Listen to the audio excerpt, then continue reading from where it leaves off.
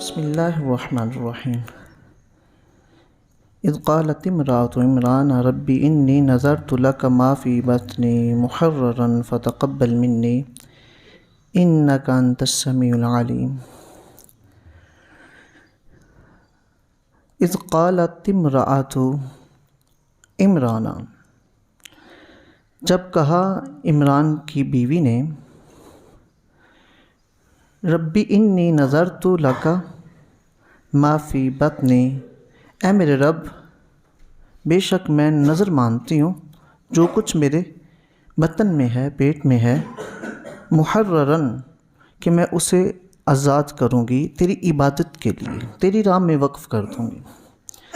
فتقبل منی، پس تو میری اس نظر کو قبول فرما۔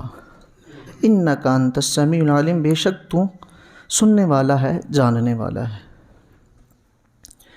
حضرت مریم سلام اللہ علیہا کی والدہ محترمہ حضرت حنا،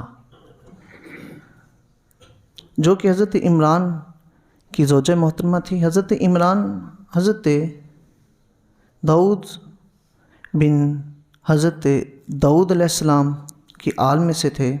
حضرت سلمان جنہوں نے ساری کائنات میں حکومت کی، ان کی اولاد میں سے تھے حضرت عمران۔ تو حضرت عمران بہت نیک تھے اور یہ مسجد اقصیٰ کے امام تھے۔ لوگ ان سے علم حاصل کرنے کے لیے آتے تھے، اور ان کی کوئی اولاد نہیں تھی۔ ان کے گھر میں ایک درخت تھا، مورخین لکھتے ہیں کہ اس میں پرندوں کا گھونسلہ تھا۔ تو حنا جو کہ حضرت مریم سلام اللہ علیہ کے والدہ محترمہ ہیں، انہوں نے دیکھا کہ پرندہ اپنی چونچ کے ساتھ اپنے بچے کو دانہ کھلا رہا ہے، تو اولاد کی محبت پیدا ہوگی۔ دعا کی کہ مولا مجھے اولاد دے۔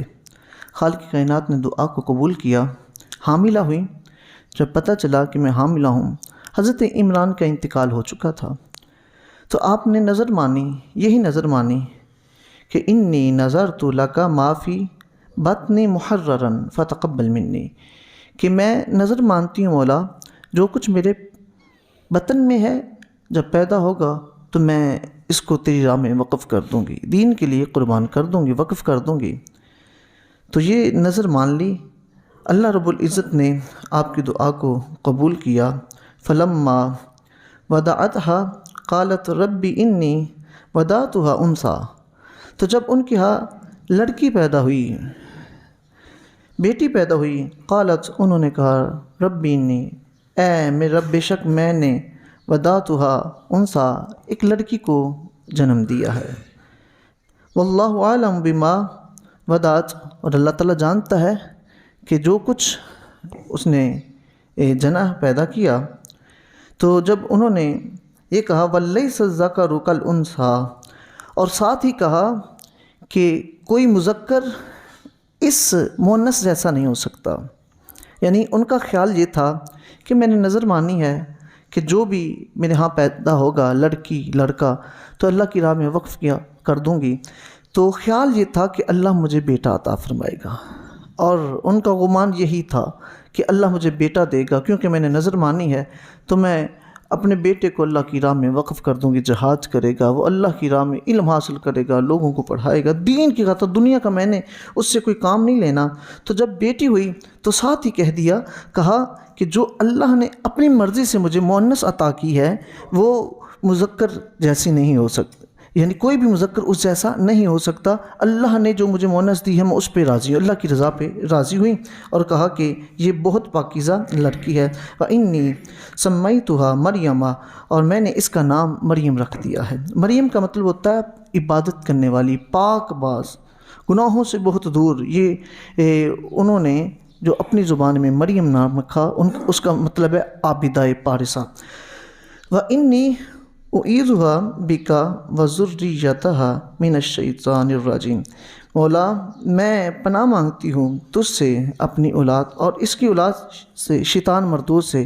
یا اللہ شیطان مردود جو ہے میری اولاد کو چھوئے تک نہ۔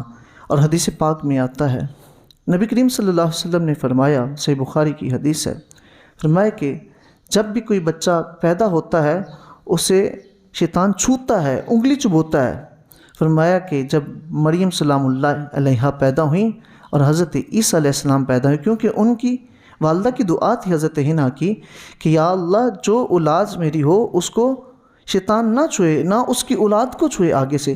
فرمایا کہ حضرت مریم کو شیطان نے نہیں چھوا تھا۔ کہا جب بھی کوئی بچہ پیدا ہوتا ہے تو شیطان اسے چھوتا ہے اور اس کے مس کرنے سے بچہ روتا ہے۔ کہا کہ حضرت مریم پیدا ہوئیں، شیطان نے ان کو نہ چھوا۔ حضرت عیسیٰ علیہ السلام پیدا ہوئے، شیطان نے ان کو مس نہیں کیا تھا۔ اس آیت کی تفسیر میں ہے کہ حضرت مریم کو بھی نہیں چھوا اور ان کو بھی نہیں چھوا۔ حضرت مریم سلام اللہ جب پیدا ہوتی ہیں تو آپ کی والدہ محترمہ ان کو ایک کپڑے میں، وائٹ کپڑے میں لپیٹ کے تو مسجد اقصیٰ لے جاتی ہیں، بیت المقدس لے جاتی ہیں۔ جب وہاں پہنچتی ہیں تو وہاں کاہن بن عمران ہوتا ہے جو کہ دربان ہوتا ہے، اور وہاں کا امام کاہن بن عمران ہے، اس کے ہاتھ میں دے دیتی ہیں یہ میری بیٹی ہے اور میں نے نظر مانی تھی کہ میں جو بھی اولاد ہوگی اللہ کی راہ میں وقف کر دوں گی۔ جب کاہن کو دیتی ہیں تو حضرت زکریہ علیہ السلام جو کہ اللہ کے نبی ہیں اور وہ حضرت مریم سلام اللہ علیہا کے خالو بھی ہیں، آپ کی زوجہ اور حضرت حنا وہ آپس میں بہنیں ہیں، تو حضرت زکریہ علیہ السلام آپ نے کہا کہ اس کی کفالت کا زیادہ حق مجھے ہے، اور چونکہ میری بیوی اس کی خالہ ہے وہ اس کا خیال کرے گی، تو آپ کاہن بن عمران کی بجائے مجھے دے دیں۔ تو اختلاف پیدا ہو گیا۔ وہاں کے لوگ کہنے لگے نہیں، کاہن بن عمران ہی ان کی پرورش کریں گے۔ تو جب وہاں لوگوں نے یہ اختلاف کیا تو پھر ایک دانا آدمی نے کہا کہ قرآن اندازی کر لیتے ہیں۔ قرآن اندازی کے لیے وہ کلمے لے کے لوگ آئے جس کلموں سے جس کے ساتھ تورات لکھا کرتے تھے۔ تو جب وہ کلمے اکٹھی کر دی قرآن اندازی کے لیے تو قرہ حضرت زکریہ علیہ السلام کے نام کا نکل آیا، تو بچی جو ہے بالاتفاق ان کو دے دی گئی۔ حضرت مریم سلام اللہ علیہ کی پرورش کرنے کے لیے ایک حجرہ وہاں قائم کیا گیا کہ یہ حضرت مریم سلام اللہ علیہ کا حجرہ ہے، اور حضرت مریم سلام اللہ علیہ کو ادھر رکھا گیا۔ فتقبلها ربها بقبول حسن، تو اللہ رب العزت نے اس نظر کو قبول فرما لیا احسن انداز کے ساتھ۔ وَأَنبَتَهَا نَبَاتًا حَسَنًا، اور ان کی بڑی اچھی پرورش فرمائی۔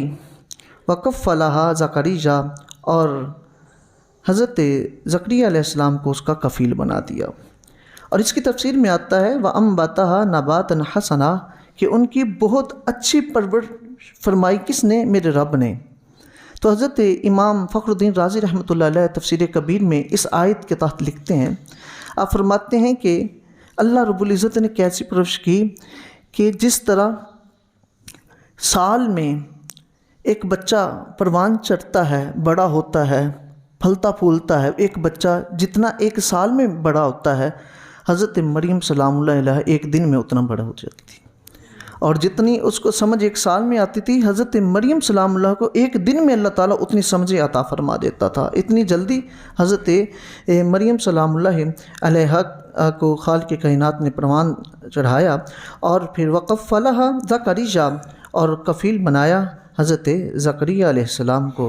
كُلَّمَا دَخَلَ عَلَيْهَا زَكَرِيَّا الْمِحْرَابَ، اور جب بھی حضرت زکریا علیہ السلام محراب میں داخل ہوتے، کلما جب کبھی داخل ہوئے علیہ ان پر، حضرت مریم سلام اللہ علیہ پر، زکریا حضرت زکریا محراب میں جب داخل ہوتے، وجد عندہا رزقاً، تو ان کے پاس رزق پاتے، حالانکہ خود نہیں دیا ہوتا تھا، ان کے پاس پاتے۔ کفیل تو خود ہیں، خود رزق دینا تھا، خود ان کو کھانے پینے کی چیزیں دینی تھی، لیکن جب بھی داخل ہوتے نا تو وافر رزق پاتے۔ اور کیسے پھل ہوتے؟ بے موسمی پھل ان کے پاس پاتے۔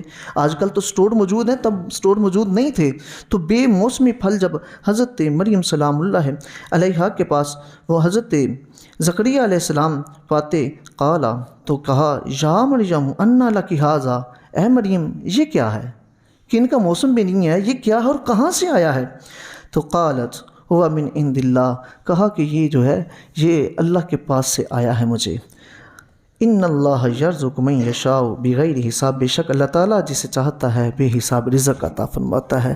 تو اللہ رب العزت سے دعا کی تھی آپ کی والدہ نے، مولا تو نے اس کی پرورش کرنی ہے، تو کیسے بے موسمی پھل وہاں سے جنتی پھل آتے تھے۔ اور انشاءاللہ جو اگلی آیت ہے وہ اس کے ساتھ ملتی ہیں، اس کے ساتھ اس کی کل ہم تفسیر کریں گے۔ دعا ہے کہ اللہ تعالیٰ ہم سب کو قرآن و حدیث کی فقاہت عطا فرمائے۔